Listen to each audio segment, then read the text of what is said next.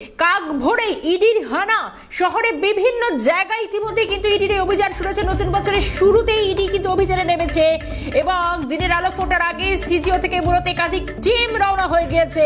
স্বাগত জানাই, সুপ্রভাত, কালকাটা নিউজে স্বাগত জানাই। কিন্তু এই মুহূর্তে যে সাত সকালের ছবিটা নজরে আসছে, একেবারে কাকভোর থেকে ইডির বেশ কয়েকটি টিম বেরিয়েছে।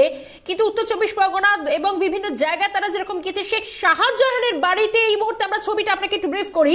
এই মুহূর্তে চারপাশ কেন্দ্রীয় বাহিনীর জওয়ান ঘিরে রয়েছে, বাড়িতে প্রচুর ডাকাডাকি করা হচ্ছে, কিন্তু কারোর কোনো সাড়ার শব্দ পাওয়া যাচ্ছে না। কি বলবেন এই অভিযান ঘিরে?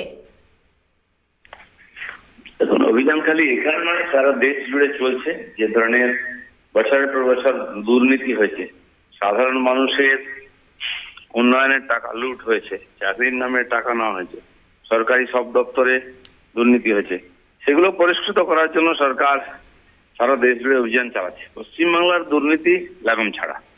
বেশ কয়েকজন নেতা, কয়েকজন মন্ত্রী তারা বছরের পর বছর লুট করেছেন এবং কিছু ফড়ে দালাল তারাই এই টাকা সংগ্রহ করে তাদেরকে দিয়েছে, নিজেরা কোটিপতি হয়েছে এবং তাদেরকে কোটিপতি করেছে। পার্টিও তাদের থেকে উপকৃত হয়েছে।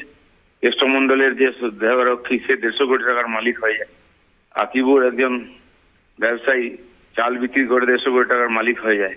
তো যারা ওদের দিয়ে কাজ করিয়েছেন তারা নিশ্চয়ই আরো বেশি টাকার মালিক। কেন এ ধরনের বহু দালাল ফড়ে তারা লুকিয়ে আছে সমাজের মধ্যে, যারা এই ধরনের এটা দুর্নীতি বছরের পর করে গেছে। এবার তাদের উপরে হাত পড়ছে, সময় আসছে, দেখুন এরকম অনেক ঘটনা ঘটবে। এই শেখ শাহজাহান তৃণমূল নেতা জ্যোতিপ্রিয় মল্লিক ঘনিষ্ঠ বলে জানা যাচ্ছে এবং যে অভিযান, যে খবর আমরা পাচ্ছি, রেশন দুর্নীতির তদন্তেই তৎপরতা। বহু ধরনের দুর্নীতি এবং এর আগে আমরা দেখেছি এক একটা লোকই বিভিন্ন ধরনের দুর্নীতির এজেন্সি নিয়ে বসে আছে। গরু পাচার, কয়লা পাচার থেকে আরম্ভ করে সোনা পাচার, চাল, চাকরি, সব এক একজন লোক। তারা এত প্রভাবশালী, তাদের নেটওয়ার্ক এত শক্ত, 10-12 বছর ধরে তারা চালিয়ে যাচ্ছে। তো সেই ধরনের লোকের খোঁজ পাওয়া যাচ্ছে, শেকড় বাকড় খুঁজতে খুঁজতে গাছের কাছে পৌঁছচ্ছে। তো এরকম তিনি একজন হতে পারেন এবং আরো অনেক লোক এখনো আছে। সাধারণ মানুষ জানে, সাধারণ মানুষ থেকে যারা টাকা নিয়েছে, লুট করেছে, তাদের নামও আস্তে আস্তে আসবে।